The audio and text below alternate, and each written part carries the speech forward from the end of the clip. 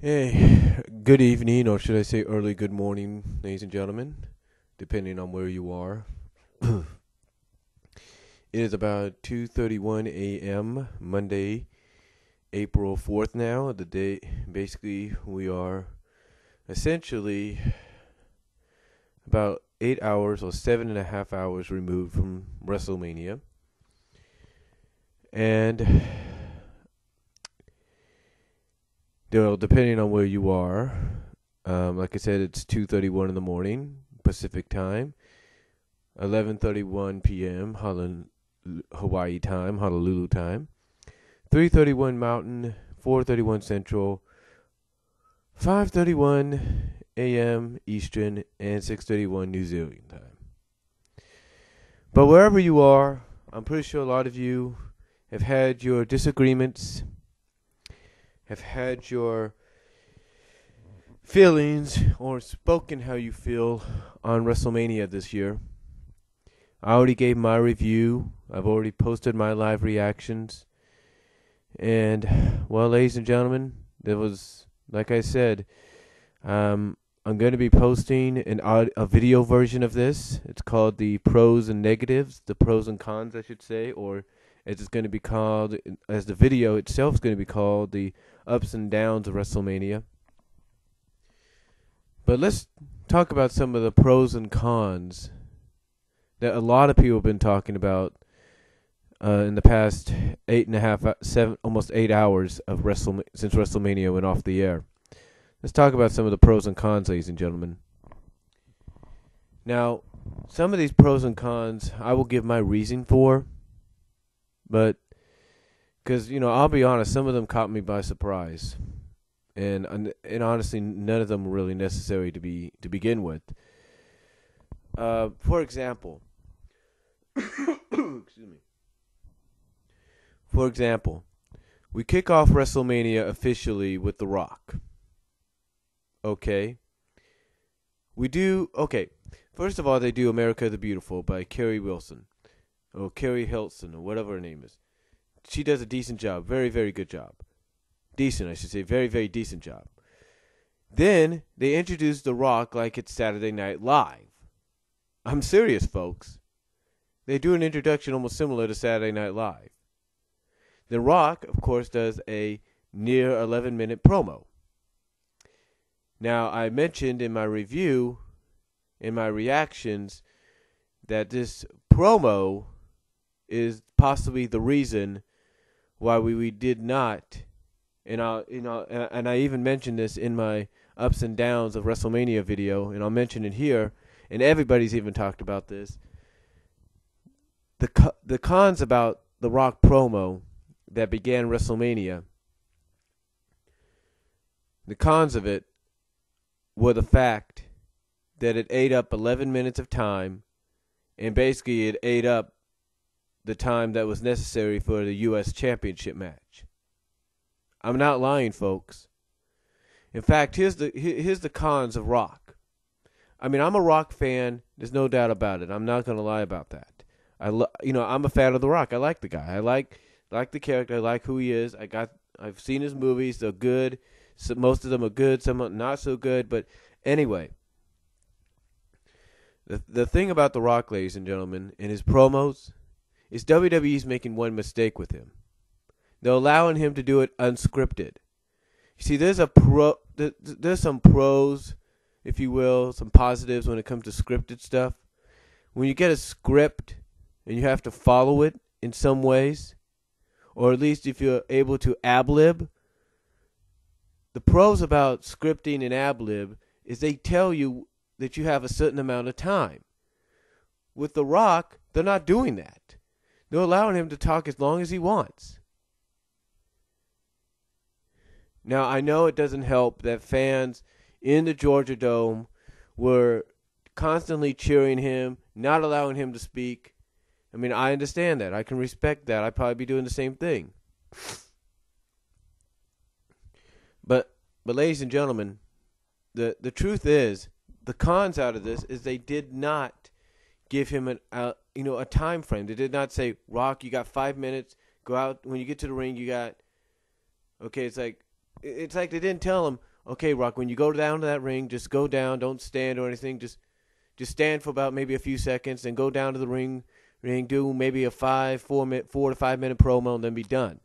If he would have done that, we probably would have gotten like maybe a 6-7 minute United States Championship match at least. But no, he took up about 11 minutes worth, and that was one of the cons, if you will, one of the negatives, the fact that he took up some time, and I think everybody would agree, because I watched a lot of people's reviews, ADTV's review I've seen, Off the Rope show I just saw. I know J-Dub's probably going to put one up soon. I saw Noah Adonis's from No DQs. I saw his review. I can only imagine what Max Sports Pro Wrestling Report's going to talk about. But the thing is, you basically gave essentially possibly half of the time you could have used, or a little over half of the time you could have used for your United States Championship match that you had officially made on Raw. You could have had that on the show, but instead you allow most of that time to go to somebody that needs to be structured down and realize, look, it's not like it was before, it's different. I mean, come on, folks. You know that's true. Another negative and con I will say about this, and I don't mention this in my video, because I mentioned that the positive out of it is the fact that it was a decent match. But I don't mention it in my video, but the con I will say about this was you officially opened the pay-per-view after the Rock promo. You officially opened the pay-per-view with the World Heavyweight Championship. Folks, when do you ever open a show with the WWE or World Heavyweight Championship match? When do you do that? I tell you, when you do that, you do it on your weekly shows. I mean, I can accept opening up the first Monday Night Raw of 2011 with the WWE Championship match. I can understand opening up the first SmackDown of 2011 with the World Heavyweight Championship match. But you do not open an event like WrestleMania with the World Heavyweight Championship match. I mean, if the idea was to have the match get people, electrified even more so, then yeah, it did a decent job. But still, you don't do that. And you know what? I'm not going to be surprised if Vince now realizes that this is the mistake you make when you toss out one of your most entertaining matches in WrestleMania, one of your staples, if you will, and that's Money in the Bank. Yeah, it's got its own pay-per-view, but guess what? The Money in the Bank at WrestleMania is a special kind of version of the match because it allows any, and I mean any superstar, to cash in on any of the world titles, either WWE or World Heavyweight. It doesn't matter if you're on a different brand or not. And I think a lot of people can understand that. That's what makes the Money in the Bank match at WrestleMania special. And this is what happens when you take it away. You basically result. Excuse me if I can't pronounce it right. But you basically result yourself, or you're resulted to basically putting your World Heavyweight Championship in the opening match. And not only that, you take a guy that you've been building up for months, a guy that won, as you would say, the biggest Royal Rumble in history, the 40-man Royal Rumble, and then you have him lose.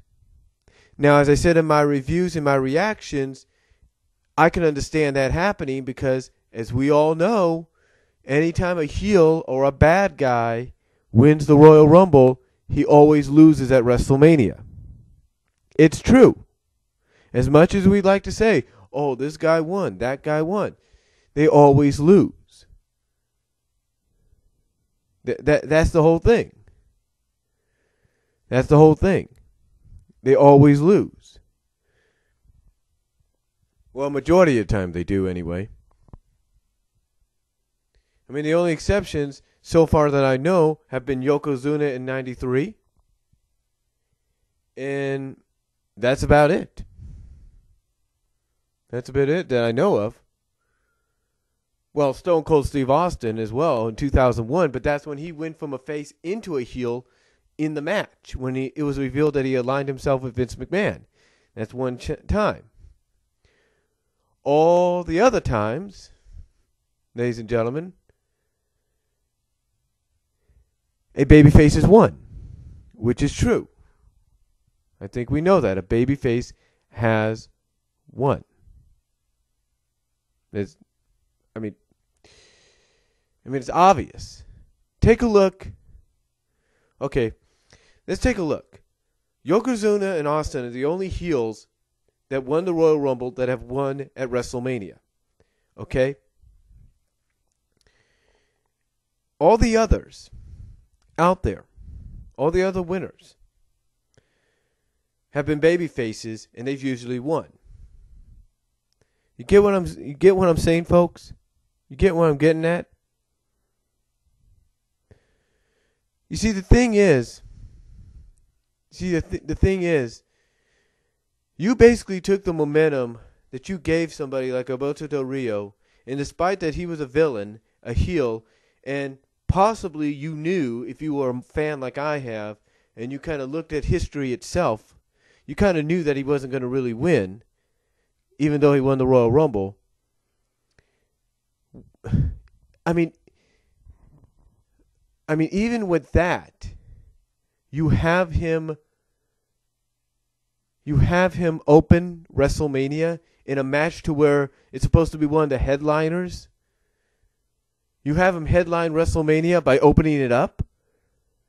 I mean, that is the biggest con and biggest complete bullshit I've ever heard. I mean, if you watch the Off the Rope show's review of WrestleMania, take a look at how Schleg Daddy's reaction is when they talk about the match that opened WrestleMania. Take a look at his reaction. You think he's happy? Hell no. No one is happy. It catches everybody surprised. I mean, what is this? What is Vince trying to prove, huh? Oh, I can outsmart the internet guys? Oh, yeah, you can outsmart us at times, but you realize that we're always going to catch on. But you know what this does? This doesn't, as a con and a negative, it doesn't just devalue the World Heavyweight Championship.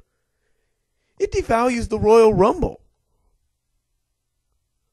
If you think about it, it devalues the Royal Rumble because now the person that's told, oh, you're going to go win the Royal Rumble, they don't know if they're going to be headlining WrestleMania as the last match, maybe the third to last match. They don't even know now if they're going to be opening it up. I mean, what's next? Is Vince going to say, oh, by the way, the winner of the Royal Rumble is going to compete for the world title, the WWE title, in a dark match before Mania? Is that next? I mean, come on, honestly. Again, I can understand trying to get keep the fans still pumped and excited. But come on. Come on, man. Don't do it like that. I mean, this is why you keep a match like Money in the Bank. God. Now, that wasn't the only con or anything, or the other negative or anything other whatever. The other problem, and I guess you can call this the problems with Mania tonight, or last night we should say now. The other problem, again, this involves The Rock having too much time and not being told he's got a certain time limit. You take an 8-man tag, which has a little bit of build to it, has a little bit of a story to it, and you basically flush it down the toilet by giving it 2